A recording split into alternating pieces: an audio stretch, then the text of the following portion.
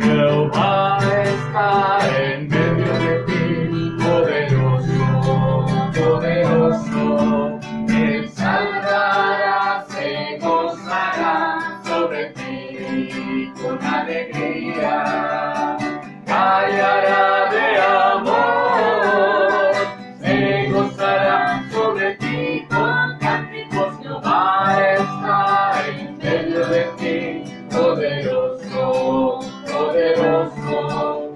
Él salvará, se gozará sobre ti con alegría. Callará de amor, se gozará sobre ti con cánticos. Jehová está en medio de ti, poderoso, poderoso, poderosísimo. Hola amigos, buenos días, buenas tardes, buenas noches, depende en qué momento tienen a bien considerar este video. Mi nombre es Elías López y soy el pastor de la iglesia Berea de Saltillo. Y gracias, les agradecemos bastante por sintonizarnos, por poner atención a este video. Ahora, como estamos en esos días de la Semana Santa, pues hoy vamos a descansar de la epístola a los romanos. Y nos ha hecho larga la epístola a los romanos, pero es que en realidad hay mucho que considerar allí, y eso que estamos solamente viéndola a vuelo de pájaro, pero hoy vamos a dejarla a un lado. El próximo domingo, si Dios permite, también hablaremos de la resurrección.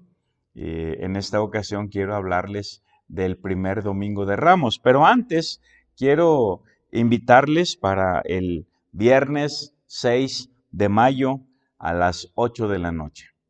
Viernes 6 de mayo a las 8 de la noche para que vengan a convivir con nosotros. Y una de las fotografías ahí en la diapositiva, pues ustedes pueden ver ahí los platillos, aparte de ver a la gente. La ocasión anterior, el primer domingo de este mes de abril, estuvimos aquí, la pasamos muy bien. Es un evento para la iglesia, pero no es exclusivamente para la iglesia. Queremos que traigan a sus amigos, a sus vecinos, a sus conocidos y puedan pasar un buen momento aquí con nosotros. Y en esta ocasión quiero presentarles a una familia más de nuestra iglesia, una familia misionera, obviamente, y ahora se trata de nuestros hermanos Gabriel y Cintia. Gabriel Gutiérrez y Cintia Herrera. Y ellos son misioneros nuestros y están trabajando en Ocotlán, Jalisco. Por cuestiones de trabajo, Gabriel y Cintia se fueron de aquí de Saltillo, primero a Guadalajara. Pero luego de Guadalajara, ahora están viviendo en Ocotlán. Por la gracia de Dios, Gabriel, que es ingeniero en pues estas cuestiones del internet. Este, pues él puede trabajar en línea y todo esto, ¿verdad? Y lo están haciendo y está ministrando ahí en una iglesia que siempre se ha conocido como la iglesia de los coreanos porque fueron ellos los que compraron el terreno, construyeron el templo, etcétera, aunque no asiste ningún coreano. Las personas que asisten ahí, las personas a las que Gabriel y Cintia están ministrando, pues son oriundos de ahí, de Ocotlán, Jalisco. Y pues Gabriel y Cintia tienen 4 niños ahora. Y la más grande es Analí, después le sigue Jade, luego Joshua, y la más pequeñita, la última de todas, es Atsiri. Ya están más grandes, la foto que ustedes están viendo en pantalla, pues es de hace unos 3, 4 años, quizá más. Ya están más grandes los niños, pero gracias a Dios por la vida de Gabriel, de Cintia.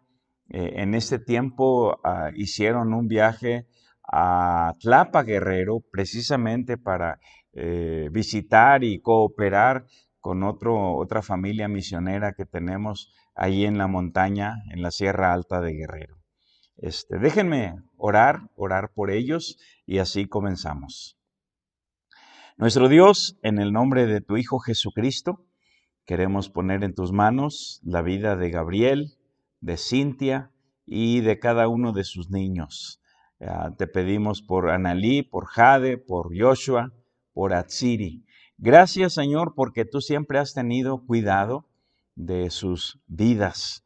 Gracias por el ministerio que les das, aparte de la iglesia, los grupos pequeños, los discipulados que ellos están teniendo, todo lo que tú permites que hagan para ti, para tu honra y tu gloria.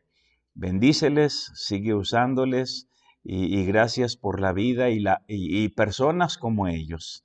Los ponemos en tus manos y pedimos también que esta palabra tuya sea de bendición en la vida de cada uno de los que amablemente pues nos escuchan. Todo esto lo pedimos y lo ponemos en tus manos en el nombre de nuestro Salvador Jesucristo. Amén. Bueno, ahora sí, ¿qué sabemos del primer domingo de Ramos de la historia? Pues en la Biblia obviamente no se le llama Domingo de Ramos. En la Biblia tenemos el pasaje que se llama la entrada triunfal en Jerusalén. Y esta es una de las historias que se narran en los 4 evangelios. Cada uno de los evangelistas pues fueron selectivos de el material que ellos querían escribir y obviamente fue el Espíritu Santo el que les inspiró. Y hay cosas que se narran en los 4 evangelios, como esto, la entrada triunfal. Y lo primero que quiero hacer es leerles el pasaje, comenzando en el versículo 1. Solamente leeremos los primeros 11 versículos de este capítulo 21 de Mateo. Y dice de esta manera: Cuando se acercaron a Jerusalén y vinieron a Betfagé, al monte de los olivos, Jesús envió 2 discípulos diciéndoles: Id a la aldea que está enfrente de vosotros, y luego hallaréis una asna atada y un pollino con ella. Desatadla y traédmelos. Y si alguien os dijere algo, decid: el Señor los necesita, y luego los enviará. Todo esto aconteció para que se cumpliese lo dicho por el profeta cuando dijo. Aquí hago un breve paréntesis, vamos a considerar el pasaje más adelante, pero Mateo simplemente dice que es lo que dijo el profeta, para que se cumpliese lo que dijo el profeta o lo dicho por el profeta. Y obviamente se trata de Zacarías. Tenemos que recordar que ellos no tenían el Antiguo Testamento dividido en libros y dividido en capítulos como nosotros lo tenemos. Sigo leyendo, verso 5. Decid a la hija de Sión: He aquí, tu rey viene a ti, manso y sentado sobre un asna, sobre un pollino, hijo de animal de carga. Y los discípulos fueron e hicieron como Jesús les mandó, y trajeron el asna y el pollino, y pusieron sobre ellos sus mantos, y él se sentó encima de los mantos. No vayan a creer que el Señor iba haciendo malabares o algo de equilibrio para sentarse sobre los dos animalitos.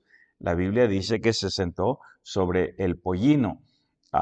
Uno de los relatos de los otros evangelios dicen que era un animalito en el cual nadie había montado jamás. Versículo 8. Y la multitud, que era muy numerosa, tendía sus mantos en el camino, y otros cortaban ramas de los árboles y las tendían en el camino. Y la gente que iba delante y la que iba detrás aclamaba diciendo: Hosana al Hijo de David. Ahora, me detengo aquí antes de pasar a la siguiente diapositiva.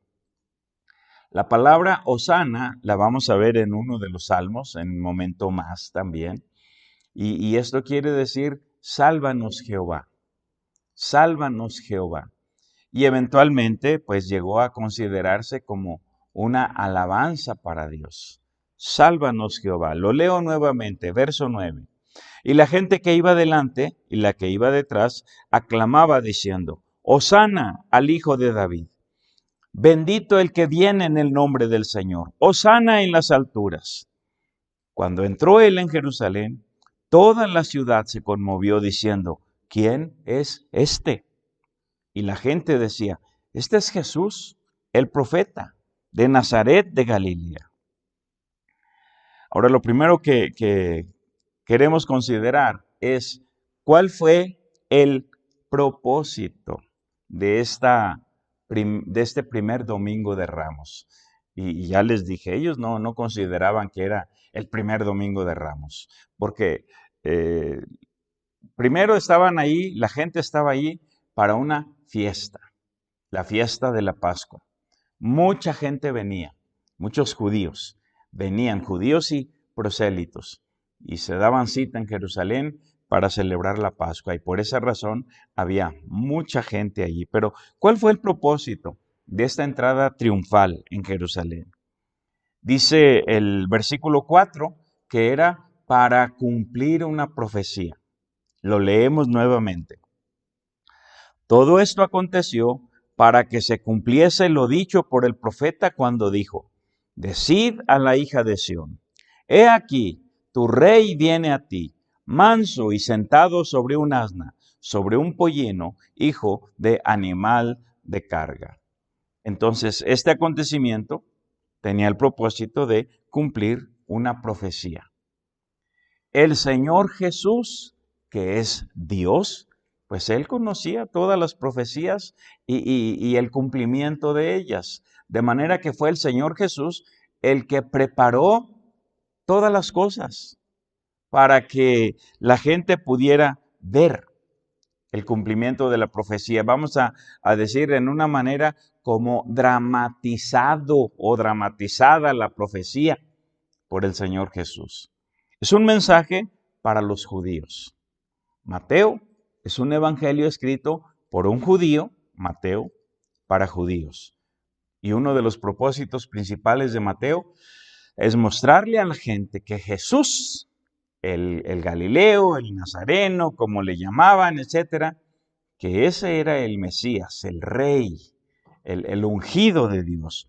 Entonces, este era un mensaje específicamente dirigido a los judíos, relacionado con la ciudad de Jerusalén, que se menciona aquí como la hija de Sión, versículo 5. Decid a la hija de Sión, decidle a Jerusalén. Ahora, todo, como les dije, fue armado por el Señor Jesús. Vamos a leer nuevamente los primeros 3 versículos y miren las instrucciones específicas que el Señor le dio a sus discípulos. Cuando se acercaron a Jerusalén, y hago un paréntesis para decirles que venían de Jericó, venían de la parte de Jericó. En Jericó el Señor Jesús había sanado a 2 ciegos en el relato de Mateo 20, ahí tenemos esa escena. Había sanado a 2 ciegos y ahora se dirige a Jerusalén y dice: cuando se acercaron a Jerusalén y vinieron a Betfagé, al monte de los olivos, Jesús envió 2 discípulos, diciéndoles: id a la aldea que está enfrente de vosotros, y luego hallaréis una asna atada y un pollino con ella. Desatadla y traédmelos. Y si alguien os dijere algo, decid: el Señor los necesita, y luego los enviará.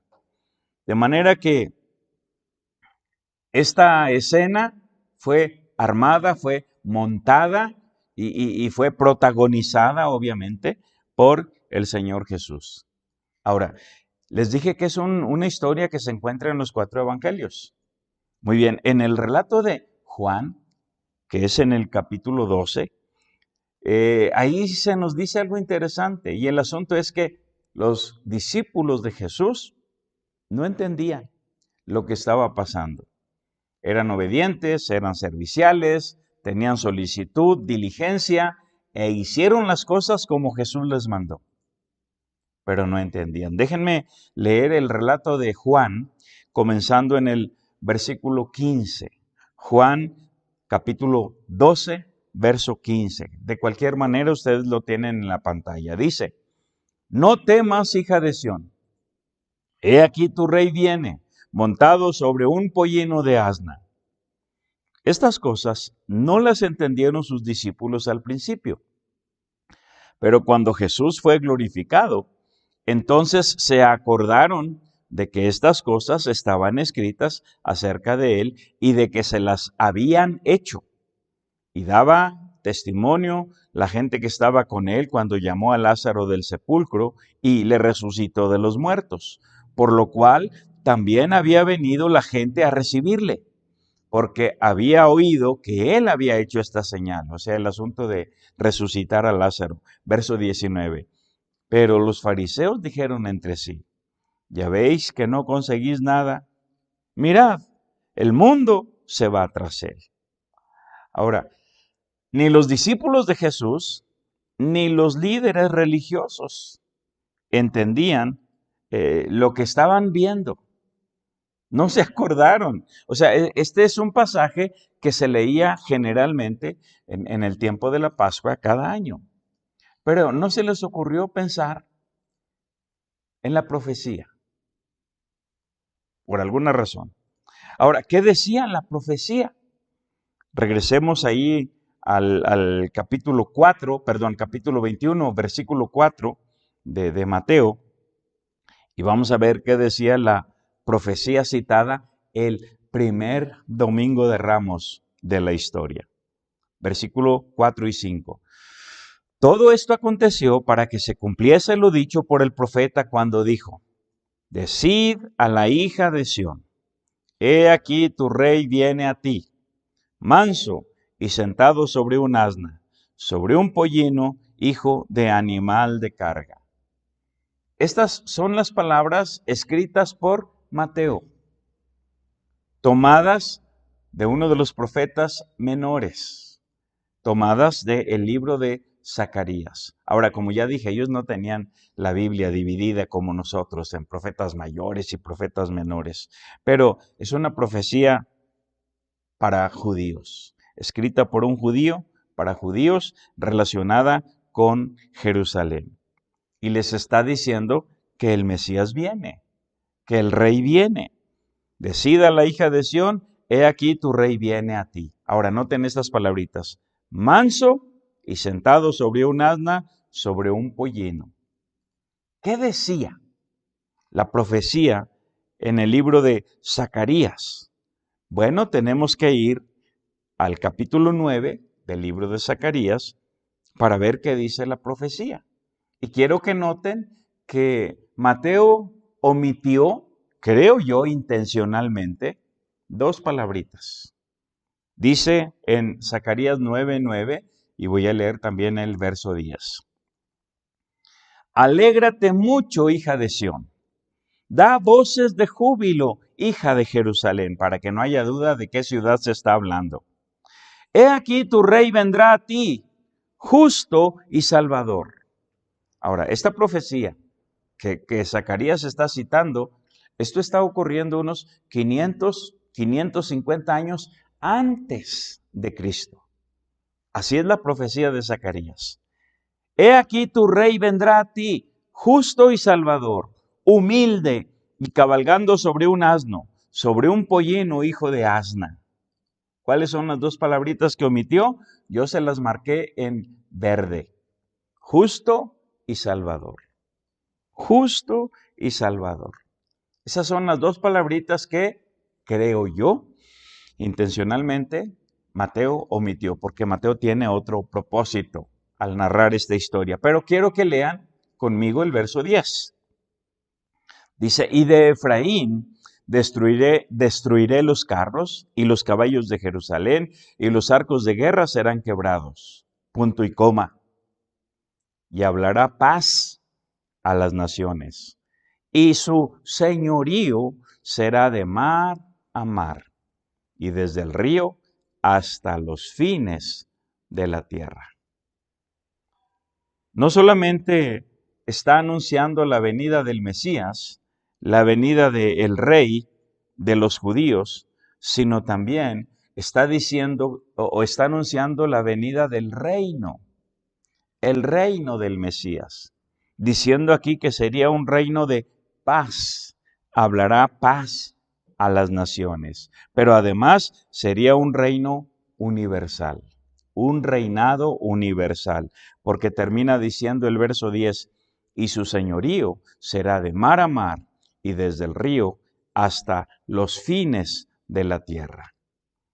Ahora, regresando a Mateo 21, cuando ocurre esta escena, porque Mateo escribe o escribió su evangelio unos 20 o 25 años después de la resurrección. O sea, Mateo nos está contando algo que ya sucedió hace unos 20 o 25 años. Jesús está dramatizando la profecía, haciendo esa entrada triunfal. ¿Cuál fue la reacción de la gente? En Mateo capítulo 21, versículos 8 y 9 dice, y la multitud, que era muy numerosa, tendía sus mantos en el camino. Jesús viene de Jericó, como ya lo expliqué, va hacia Jerusalén y mucha gente va acompañándole y se emocionan con todo esto. Y entonces ellos también tienden sus mantos en el camino. Y otros cortaban ramas de los árboles y las tendían en el camino. Verso 9. Y la gente que iba delante y la que iba detrás del Señor Jesús, aclamaba diciendo, Hosana al Hijo de David. Bendito el que viene en el nombre del Señor. Hosana en las alturas. Esta gente que está gritando aquí, obviamente muchos habían sido alimentados por este hombre llamado Jesús. Habían recibido beneficios de él, habían sido sanados de enfermedades, o tenían hijos o padres o familiares que habían recibido algún milagro de Jesús. Habían escuchado sus enseñanzas. Ya para este tiempo estamos en la última semana de Jesús. Esto es un domingo a propósito. Este evento ocurrió en realidad un día domingo. Al siguiente domingo Jesús estaría resucitando. O sea, en el transcurso de la semana, los romanos y los judíos, ¿verdad?, lo van a apresar, le van a hacer aquel juicio, llevándolo con Pilato, llevándolo con Herodes, etcétera. Lo van a crucificar, va a estar sepultado 3 días y 3 noches y al tercer día va a resucitar. Y el día domingo se presentará con sus discípulos ya resucitado. De domingo a domingo. Esa es la última semana. De manera que esta gente, muchos de ellos lo conocen. Han sido testigos de sus milagros. Le oyeron predicar en el Sermón del Monte, etc. Y hay algo muy, muy interesante también que recordar. Para ellos, para la gente allí, Jesús no es el primero ni será el último que se presenta como Mesías. Ni el primero ni el último.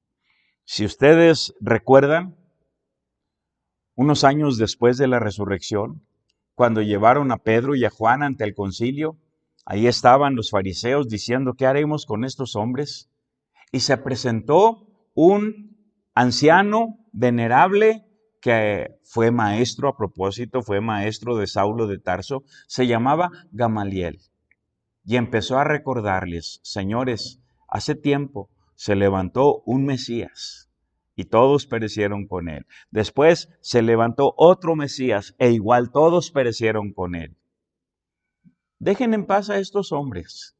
Si la obra que ellos están haciendo es de Dios, va a permanecer.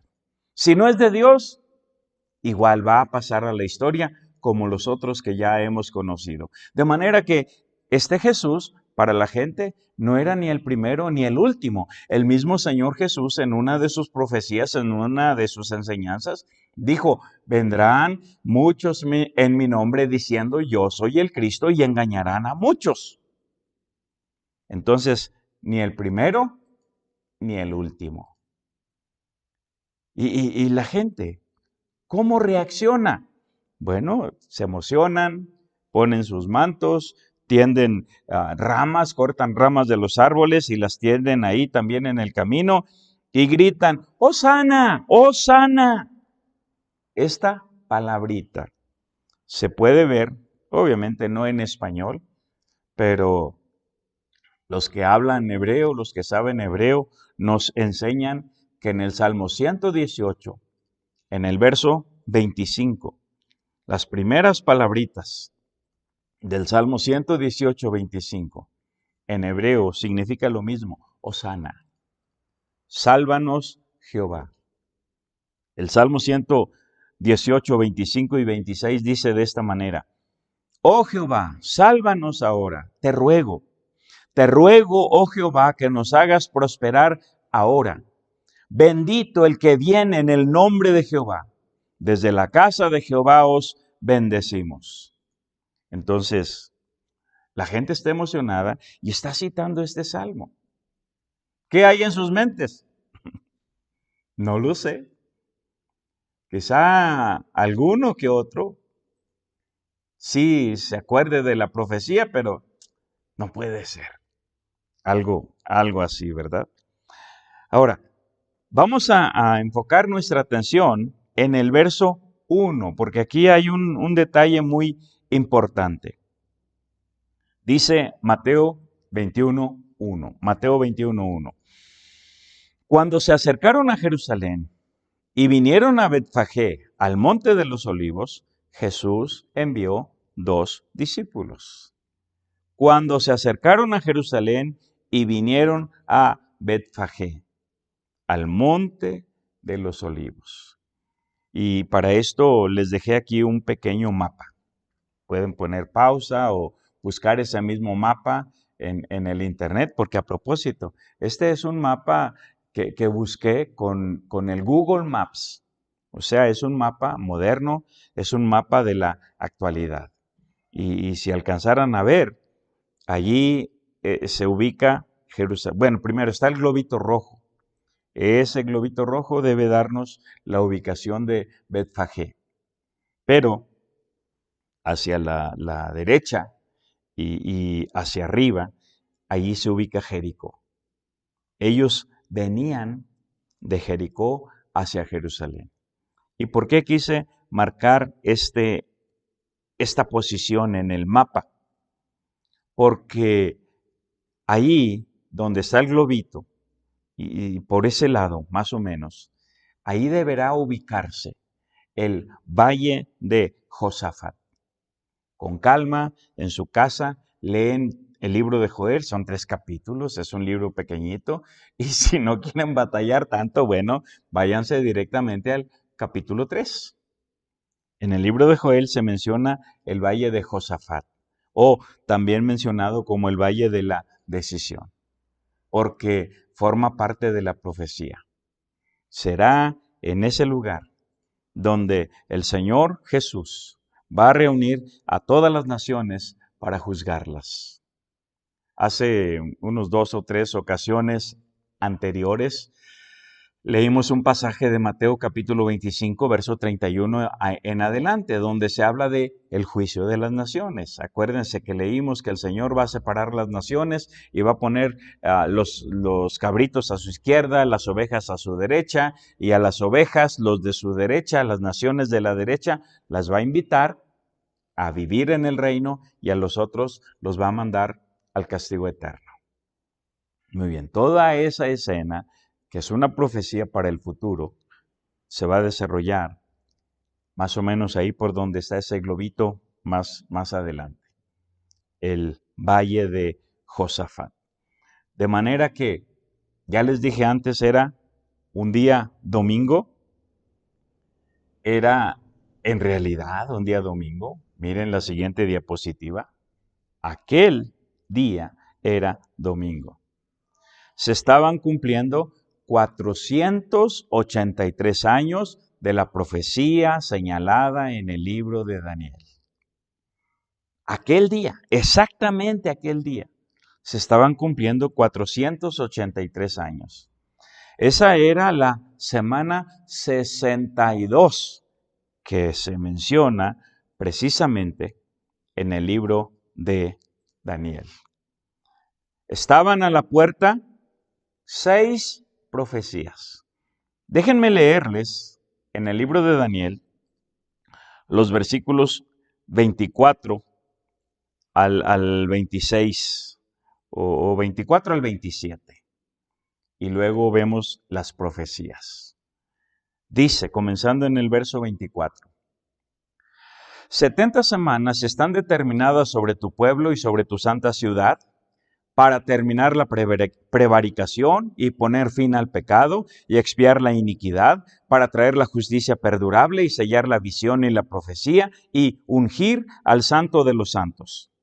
Sabe, pues, y entiende que desde la salida de la orden para restaurar y edificar a Jerusalén hasta el Mesías príncipe habrá 7 semanas y 62 semanas, punto y coma.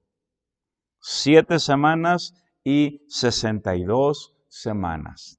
Si se hace una suma de las semanas, 7 y 62, pues obviamente son 69. Y de acuerdo a los estudiosos y teólogos, eran semanas de años. De manera que 69 por 7 daba la cantidad de 483 años. Sigo leyendo. Se volverá a edificar la plaza y el muro en tiempos angustiosos.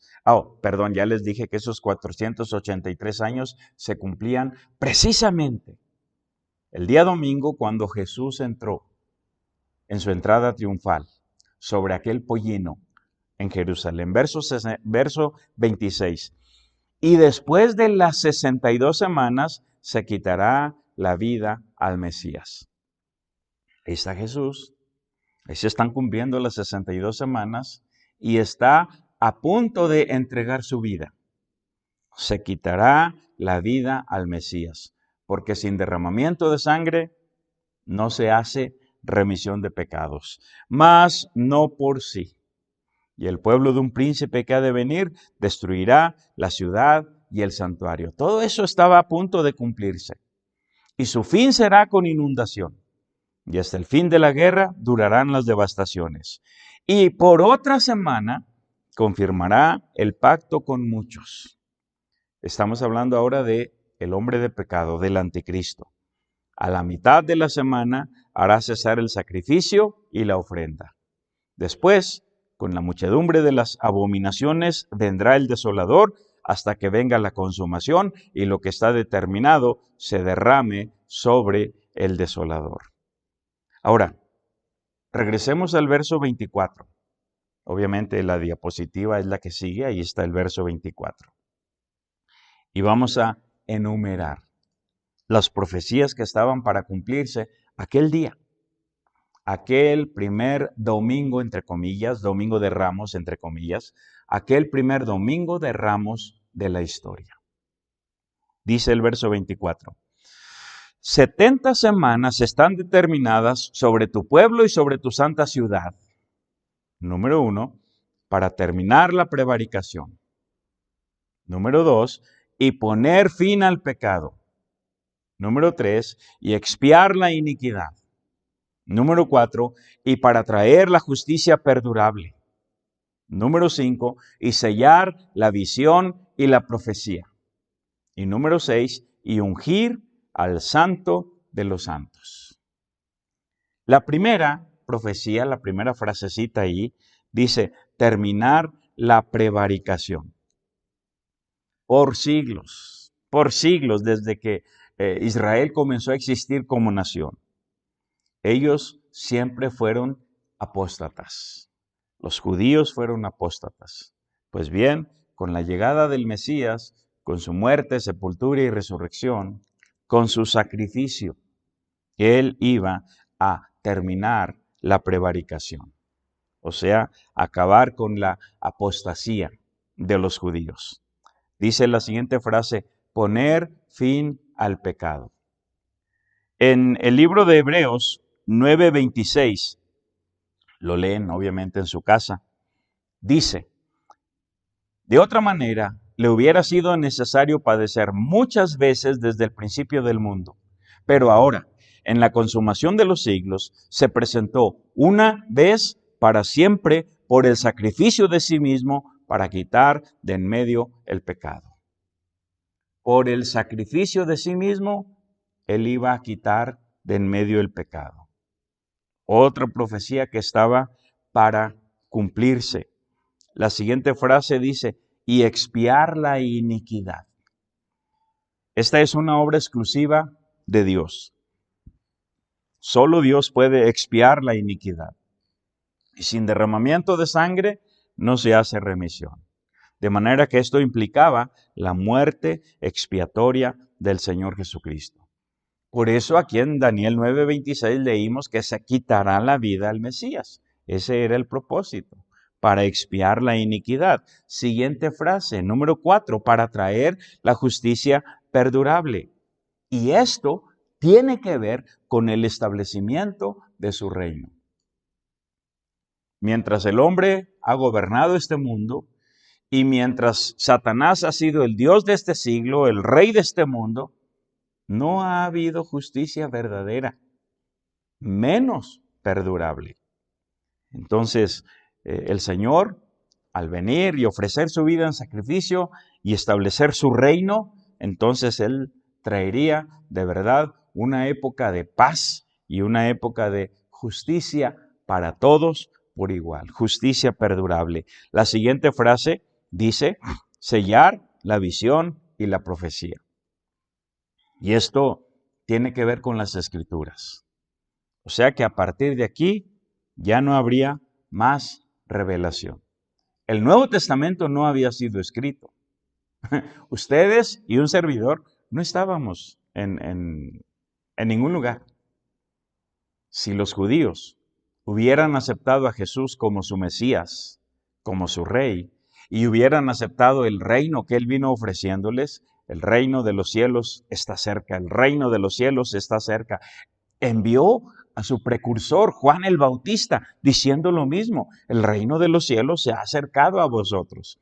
Cuando envió a sus discípulos a predicar allá en Mateo capítulo 10, les dijo, no vayan por camino de gentiles, no vayan en ciudad de samaritanos, vayan exclusivamente a las ovejas perdidas de la casa de Israel y anúncieles que el reino de los cielos se ha acercado. Pero no entendieron, no lo aceptaron. Y la última frase aquí dice, ungir al Santo de los santos. Y esto tiene que ver con la consagración definitiva del templo. La consagración definitiva del lugar santísimo. El templo era un centro sumamente importante para los judíos, porque de verdad allí se manifestaba la presencia de Dios. Pero, ¿qué preguntaba la gente? O sea, vieron al Señor Jesús montado sobre el pollino, sobre el burrito, y se emocionan y tienden sus mantos y cortan ramas de los árboles y las tienden al paso del burrito y van entrando a la ciudad y gritando, Hosana, Hosana al Hijo de David y todo, ¿verdad? Citando el Salmo 118 que habla de la profecía de la entrada del Mesías a Jerusalén, pero no la captan. Recordemos que el Señor Jesús entró dramatizando la profecía, cumpliéndola obviamente, montado sobre aquel pollino hijo de asna. Las multitudes que lo encontraron comenzaron a clamar y a tender sus mantos y cortar ramas de los árboles para tenderlas a su paso. Miren lo que dice el verso 10. Cuando entró él en Jerusalén, toda la ciudad se conmovió. Cuando se dirigía a Jerusalén, no iba toda la ciudad, iba mucha gente.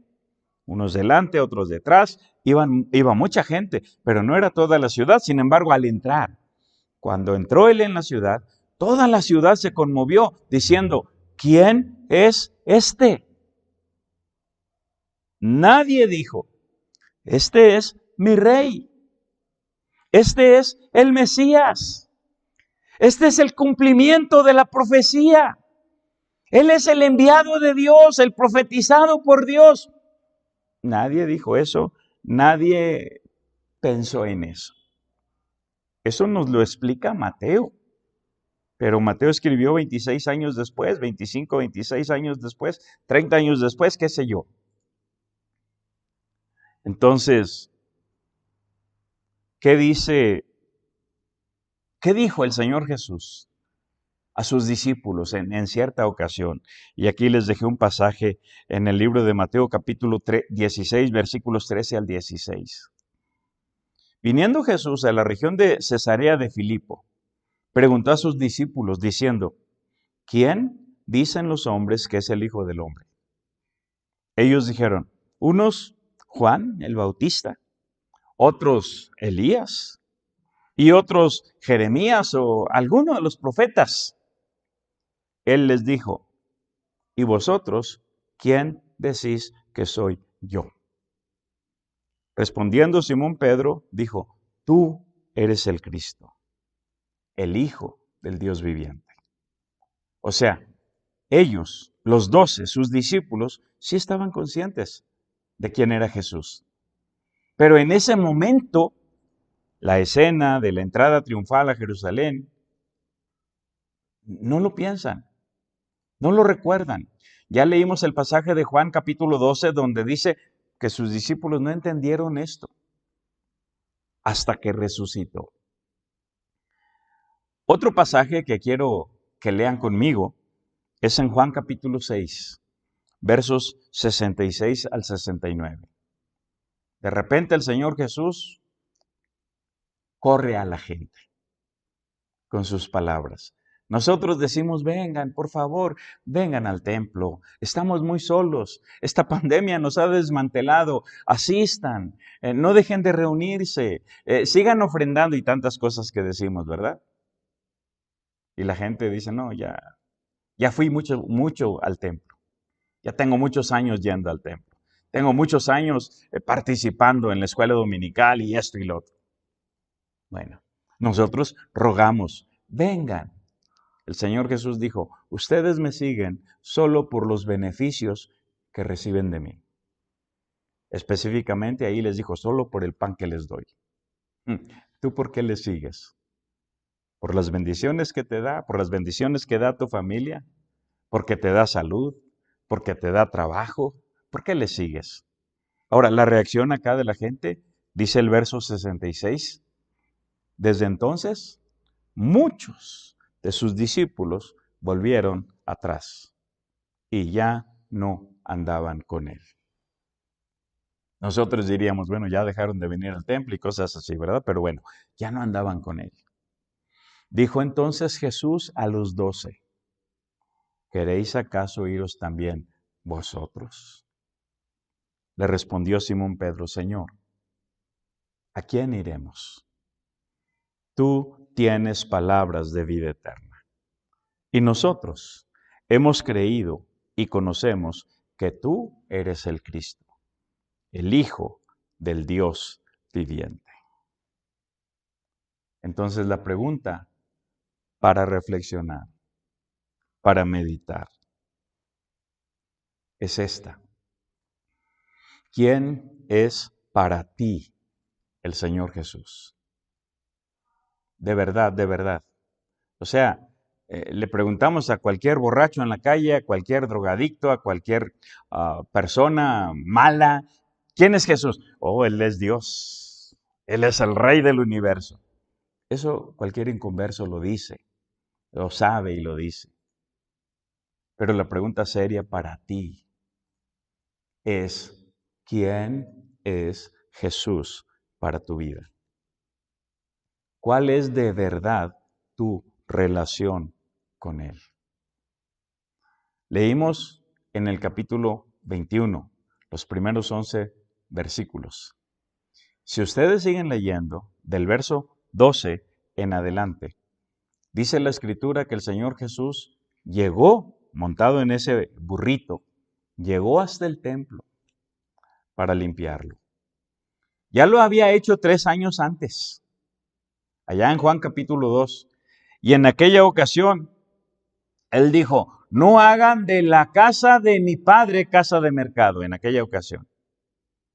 Pero en esta ocasión, Él dijo, mi casa, mi casa. De hecho, les dejé aquí el pasaje escrito. Y les dijo, escrito está, mi casa, casa de oración será llamada. Mas vosotros la habéis hecho cueva de ladrones. Y siempre criticamos a los fariseos y los vendedores allí, ¿verdad? Pero en realidad, esta casa, que muchas veces decimos, pues este templo no significa nada. Claro que no significa nada espiritualmente hablando.